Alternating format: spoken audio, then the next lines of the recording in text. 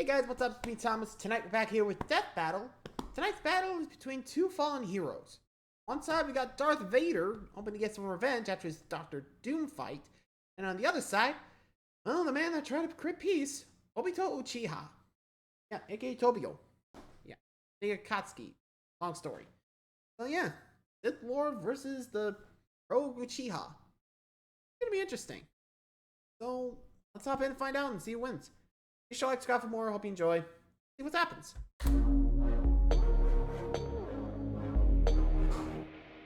Go. Darth Vader, Dark Lord of the Sith. Obito Uchiha, secret leader of the Akatsuki. Prime examples of how you could die a hero or live long enough to become a villain. He's Wiz and I'm Boomstick. And it's our job to analyze their weapons, armor, and skills to find out who would win a death battle. Up. A long time ago, in a galaxy far, far away, the Iron Fist of the Galactic Empire ruled everything. All thanks to the super powerful super murderer Darth Vader. But beneath his spooky mask lay the husk of former nice guy Anakin Skywalker. As a child among the harsh wastes of Tatooine, Anakin longed to one day free his fellow slaves as a heroic Jedi. Lucky for him, he met Qui-Gon Jinn, a Jedi who believed little Annie was the chosen one and would bring balance to the Force. No pressure, right? So he took him under his wing to become the papa he never had. Or so was the plan, until... Yeah. Instead, Qui-Gon's apprentice became Anakin's mentor. But while Anakin sought a father figure, Obi-Wan saw him as more of a brother. I'm sure that won't cause any awkward tension whatsoever. Drama and trauma aside, Anakin quickly became a powerful Jedi. He excelled in lightsaber combat and the Force, an energy field that binds all living things together. The Force lets Jedi move stuff with their mind, fend off mental attacks, predict the future, and make people believe these aren't the droids they're looking for. They're basically space wizards. Through rigorous training and a not unnoticeable natural talent, Anakin was particularly skilled in the Form 5 lightsaber fighting styles, Xian and Jem So. Also known as the Way of the Crate Dragon. You know that big sand dragon Mando blew up from the inside? Yeah, make that a lightsaber. Form 5 is incredibly versatile, well suited for defending against lightsaber and blaster alike. It focuses on blending parries with devastating counterattacks, aiming to win duels through overwhelming pressure. Perfect for the Padawan who just bulldozed his way through training to become a Jedi Knight. Even as a newly... Well, to be fair, he didn't grow up in, the Jedi Temple. Remember, he was still a youngin'. Like, say, I don't know, 5? Usually trained from birth. Him? Much. So he had a lot of catching up to do. To say the least. That guy's headstrong. And well, let's say the movies don't do him justice. Clone Wars, on the other hand, bad for him. Anyway. United Jedi, Anakin could keep up with some of the most experienced Jedi Masters and Sith Lords of his time. But he had plenty of other problems to deal with, like his late-blooming rebellious teenage angst. I mean, you don't just throw a kid into space monk school and expect him to forget everyone he ever cared about, right? Well, apparently that's what he was supposed to do. The life of a Jedi can be difficult and cold, something Anakin could not accept. And so, rather than let his secret wife die in childbirth, he was seduced to the dark side through the promise of power. And so began his Jedi kill streak, until Obi-Wan gave him a glorious lava bath. How refreshing. Well, more like, but thanks to his new Sith Master Palpatine, our young warrior was saved, reborn, rebuilt. He was now Darth Vader. Vader is a badass. Everyone knows it and they're terrified of him. I mean, just look at the guy. As impressive as his armor appears, you might be surprised by its quirks. See, while the Jedi view the Force as an ally, the Sith see it as a tool from which they draw power through passion and emotion. Most potently, negative emotions. Palpatine trained Vader by not only making him believe he killed his wife, but also ensuring he would never forget the monstrous machine he had become. By making the suit suck ass and piss him off. Seriously, Vader hates this suit. The armor would beep at random times just to annoy him, and the life support system was outdated from the start. Sometimes it would even turn off for several minutes. That doesn't seem good for someone with burnt up lungs. And it was so heavy and clunky that he could barely walk, sometimes even resorting to moving himself with the Force. Oh man, I knew Palpy was evil, but I never knew he was such a dick. Well, despite these issues, Can't the worry armor about the whole fulfilled its thing. true purpose, crafting Darth Vader into the the thing equivalent with of a Sith. slasher Don't movie trust villain each other. commanding a galactic army. Nobody wants to mess with him. Thanks to the dark side of the Force, he can make maelstroms that blast everything away, form barriers that shield from all sorts of attacks, and choke anything that's even a minor inconvenience. Hell, sometimes he skips straight to crushing your lungs. One time, a droid named I-5 tried to kill Vader with a laser stated to move 300,000 kilometers per second. That's light speed, and Vader easily blocked it. And for as much bullshit as Palpatine threw at him, Vader was tough enough and stubborn enough to push through it. Palpatine knew that Vader would eventually try to kill him and take over the Empire. It's how the Sith work. So he constantly fanned Vader's hatred by sending assassins after him to make sure he was still worthy of being his apprentice. Oh, that's nothing. One time, he blasted off most of Vader's robo limbs, destroyed his armor, dropped him back on the lava planet, and told him to make his way back without the Force. An impossible task, yet one Vader accomplished. Yeah, 'cause he really wants to kill Palpatine. And that hatred is apparently useful in keeping Force wielders alive, and has sustained many Sith in conditions that would otherwise kill them. I'm sorry, Liam Neeson. Should have hated a little more. Vader has killed hundreds, possibly thousands of Jedi, including Obi-Wan himself.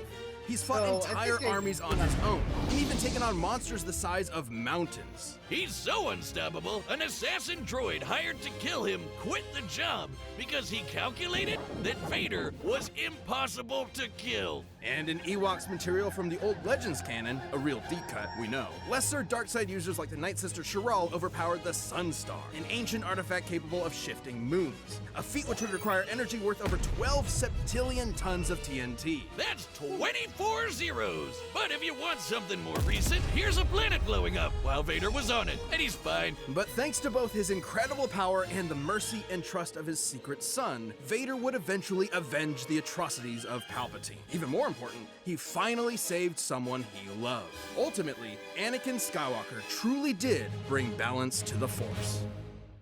For a while. But let's be real. As long as the forces stay like separate, you know, the Sith, Jedi, it ain't gonna be bad. You know? I think that's the kind of thing Force is. Like two sides of the same coin. Like you can't have one without the other. You know? I think they just tend to forget that part, you know? Light and dark's in all things. It's up to us how to interpret it. Anyway, so there's Anakin. Let's check out Obito.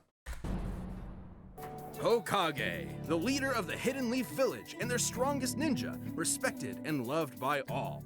Though few have attained this title, many have strived for it. One such striver, sadly lacking in parents, wanted to both help people and be acknowledged by the rest of the village. And what better way to do that than having your face carved into a mountain? If you think I'm talking about Naruto, guess again! He already done this that. is the story of Beat Obito Obito. Uchiha! Obito unfortunately lacked the natural talent for ninja arts attributed to his Uchiha bloodline. So he signed up for ninja school and eventually joined a team with his rival Kakashi, his crush Rin, and their leader Minato. Where do you think I can get into a ninja school like that? Not one that teaches you to harness this form of chakra, a limited form of physical and spiritual energy that exists inside all human beings and, naturally, can be weaponized. He can use it to run up walls and make clones of himself, but even better, blow shit up! This is ninjutsu. Among its many techniques include Not all elemental five, attacks, what release? and the Double Uchiha six, specialize in double all ones, and things front fire. stack. Big fireballs, small fireballs, waves of fire, columns of fire. You name it, they've got it. got fire. So when Ninja World War III came along, it totally made sense to get this fire ninja involved at the age of 11. Yikes!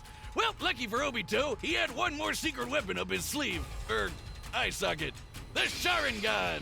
The Sharingan grants extremely precise vision, allowing someone to see the flow of chakra, predict an enemy's attacks, cast a variety of genjutsu illusions, and even break out of said illusions. Too bad he didn't get to use the red eyes much. Like 10 minutes after he got the damn things, Heads he got up! smushed under a big rock. What a way to go! But since he wasn't expecting to use his super eyes anymore, he handed one off to Kakashi. And then he died. The Well, end! to be fair, the other one was crushed. Just kidding! So he couldn't use it. Miraculously, Obito survived long enough to be rescued by another Uchiha, the legendary Madara. Madara granted Obito a new body, regenerating the limbs he'd lost. You're probably thinking, oh, what a swell guy. Except he was Yeah, he's a not. psychopath. Madara was brewing some plans for world domination and needed a pawn to carry them out. So he tricked Obito into watching Kakashi kill Rin, making him fall victim to the Uchiha's curse of hatred. Within the Uchiha I'll get to that in a minute, but that killing of Rin, yeah, big setup. Rin was actually holding a tailed beast, a three-tailed turtle, if I remember correctly. Or I think it was the third one. Sure, but I might have been wrong. Anyway, so if I remember correctly, Rin actually had Kakashi want him to stab her so the beast didn't get out. Or at least it was either that or didn't want to be seen as a monster, so hard to say. Anyway, I think it was Kakashi didn't want to do it, so Rin actually rushed up and basically committed seppuku. So from Obito's perspective, looked like Kakashi killed her. Again, this is what I'm remembering, but I'm not too sure if it's right. Anyway, Uchiha clan, there exists an ideal of being extremely devoted to love. It has been speculated that if a particularly powerful Uchiha loses someone important to them, that love will be replaced with an all-consuming hatred. This is how that a lot. Obito awakened his Mangekyo Sharingan. Or Red Eye 2.0. The Mangekyo gave him a new jutsu called Kamui. With it, he can suck his foes into another dimension and leave them there to die. He can even hide weapons in there until he needs them, like his gun by fan. But even better, he can phase through stuff. Well, not quite. Kamui gives Obito the power to move through objects in a manner that's similar to the common phasing superpower akin to the Flash or Kitty Pryde. In reality, it's much more complex, as Obito is actually teleporting parts of his body into the Kamui dimension whenever they overlap with other matter. See, there's his body parts right there. Well, if it looks like a duck and talks like a duck, it's phasing. Heads up! Yeah! Way later on, he also got another super eye. Man, he's really swapping these things around like a Prime sub on Twitch. This Rinnegan grants Obito the power of the 6 paths, giving him some nifty abilities like controlling gravity with the Deva path, ripping out souls with the human path, and summoning giant monsters with the animal path. With all of the awful stuff he'd gone through, Obito realized that the ninja world was corrupt to its core. His dream of everyone being happy and working together was never gonna happen. So instead, he agreed to carry out Madara's Giga Brain plan to control everything. Donning masks and multiple personas, he recruited a number of rogue shinobi to form the Akatsuki terrorist group and kicked off Ninja World War IV, all to revive the monstrous Ten Tails. I know what you're thinking. Wasn't the whole point of this to stop war in the first place? And that's a very good question. Anyway, the Ten Tails! A living mass of near inexhaustible chakra, the Ten Tails possesses tremendous power. It can create massive thunderstorms and hurricanes, multiple clones of itself, and the devastating tailed beast bomb. Forget bomb! That's basically a super nuke! This chakra ball is so explosive, turning it like can a- eclipse continents and reduce mountains to dust. Comparing the surface area of this blast to the surrounding mountains, dispersing that much mass within a fraction of a second must have yielded a kinetic energy worth over 13 septillion tons of TNT. That's 24 zeros! Again, Obito wanted that power for himself and was willing to throw hands with anyone to get it. He's held up against master ninjas like Kakashi, Minato, and even Naruto in his monster energy drink form, which could outmaneuver the fastest attack from the light-speed Raikage. And he far surpassed all of them when he finally sealed the Ten Tails within himself, becoming its Jinchuriki. This little makeover granted him unlimited flight, power rivaling the legendary Sage of Six Paths, and the truth-seeking orbs. These special little bowling balls can Don't get hit by shapeshift that. into any form the user wants, like a staff, giant arms, an umbrella thing, or this crazy spiral blade that apparently helped shape the whole world. Oh, holy shit, it's huge! The truth-seeking orbs can completely disintegrate anything they touch at both a molecular and spiritual level. Only those with the power of the 6 paths can resist their effects. Plus, with the Mangle monster in his system, Obito's regeneration got amped to the point where he could survive having half of his body control Alt deleted away. All cards in his hand, he was ready for the final stages of the Giga Plan. He summoned the God Tree and prepared to launch the Infinite Tsukuyomi, a powerful illusion that would trap the entire world in a never-ending dream. free of conflict and sorrow. But the violent cruelty of the ninja world could only quiver in fear when the anime protagonist walked in the room. After getting 1-2'd by some talk no jutsu, Obito saw within Naruto the spirit of his former self, someone who was always trying to help others. And they say his heart grew 3 sizes that day. Obito joined until he Naruto got and Kakashi stabbed in and saving he the got world, betrayed giving by his life to protect his friends. And in his last moments, he entrusted them with reaching the dream he had so long ago, to become Hokage, of which they both succeeded. Though he may have lost his ninja way, Obito Uchiha overcame his hatred and helped realize the world he wanted. Gotta feel bad for Obito. He got played by everybody. Then again, you could say the same thing for, say, you know, a lot of people. But yeah, I feel bad for the Uchiha sometimes, you know? Just got played. Anyway, time to see which of these fallen heroes win out. Will it be Vader or Obito? Hop in, get this battle running. All right, the combatants are set. We've run the data through all possibilities. It's time for a death battle!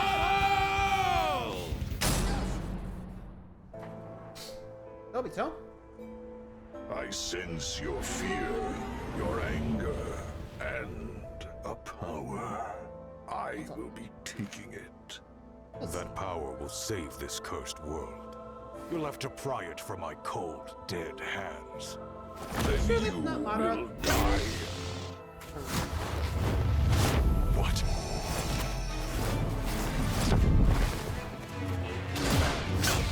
All too easy. I expected more. I won't disappoint.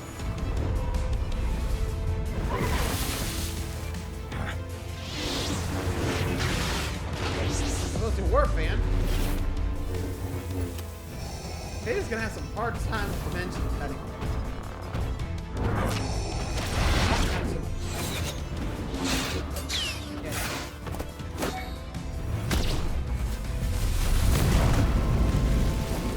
It's like Vader's like, he's done.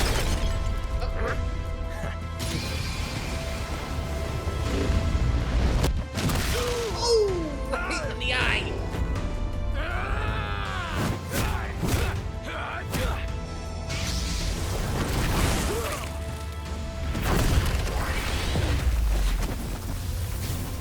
Notice, trying to, we can't use food. You've lost your humanity as well. On the path of the dark side, it is inevitable. Oh, ten tails coming in. Impressive. Heads up. Alright, hit it.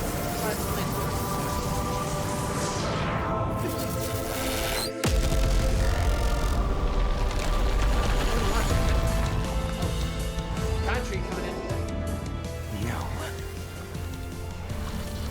This is inevitable!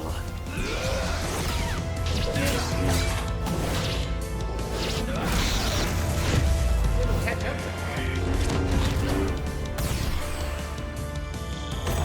Uh-oh. Come on. Oh. Uh-oh. She lost the saber arm. Oh.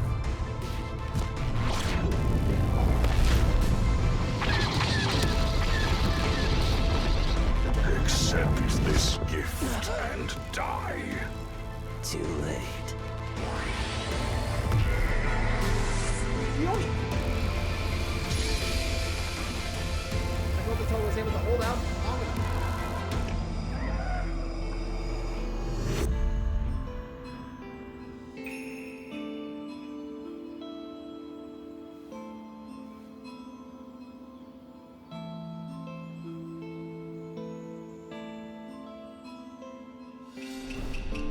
You are liberated from hell.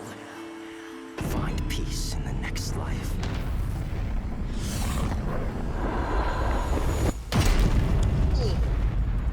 Yeah, he done.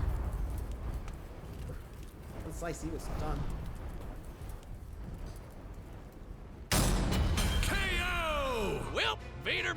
able to beat Obi-Wan, but he just couldn't handle Obito.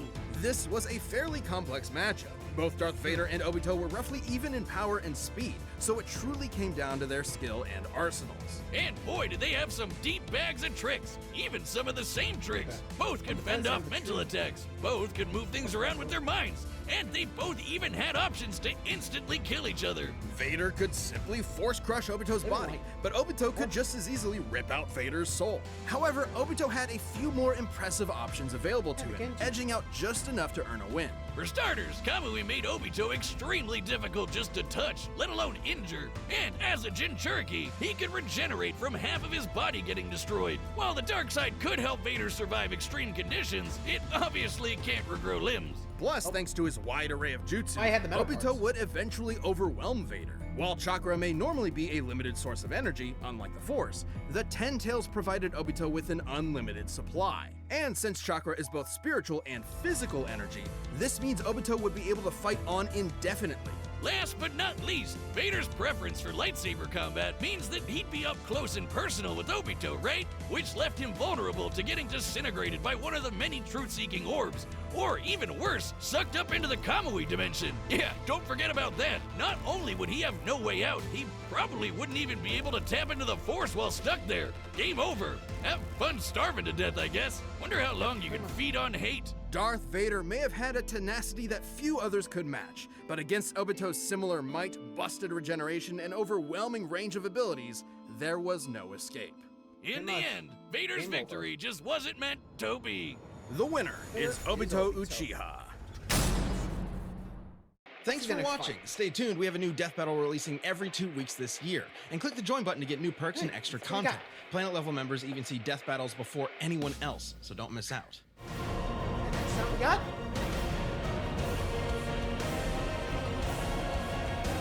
Phoenix and Raven. Raven's coming back. Yeah, she has had another fight with Twilight, but go back and find that. So for now, that's gonna be it for this battle with Obito winning against Vader. The last time, this battle happened was actually, in the card there, Kenobi versus Kakashi. There, Obi-Wan won. Here it was Obito. Interesting. Kind of a flip-flop version. Kakashi can take on Kenobi, but Obito was actually take out Vader, which is actually kind of surprising when you think of it like that. What do you guys think? Let me know in the comments, and until next time, like, subscribe for more. See ya!